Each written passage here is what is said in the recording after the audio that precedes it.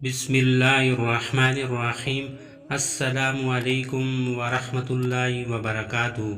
دوستو، کیسے ہیں آپ سب؟ میں امید کرتا ہوں کہ آپ سب خیریت سے ہوں گے۔ حضرت سیدنا علی بن ابی طالب رضی اللہ تعالی عنہ سے روایت ہے، انہوں نے فرمایا، حضور اکرم صلی اللہ علیہ وآلہ وسلم نے ارشاد فرمایا، جب میری امت 15 باتوں کو اپنائے گی تو اس پر مصیبتیں نازل ہوں گی۔ عرض کیا گیا، یا رسول اللہ صلی اللہ علیہ وآلہ وسلم، وہ کیا ہیں؟ آپ صلی اللہ علیہ وآلہ وسلم نے ارشاد فرمایا، نمبر 1، جب مال غنیمت ذاتی ملکیت بنا لی جائے گی۔ نمبر 2، امانت مال غنیمت سمجھی جانے لگے گی۔ نمبر 3، زکوٰۃ جرمانہ سمجھی جانے لگے گی۔ نمبر 4، آدمی اپنی بیوی کی اطاعت کرے گا۔ نمبر 5، اپنی ماں کی نافرمانی کرے گا۔ نمبر 6، اپنے دوست سے حسن سلوک کرے گا۔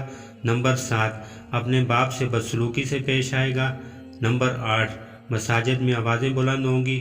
نمبر 9، لوگوں میں نکما آدمی حکمران بن جائے گا۔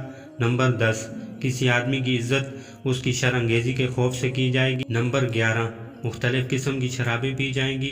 نمبر 12، ریشم پہنا جائے گا۔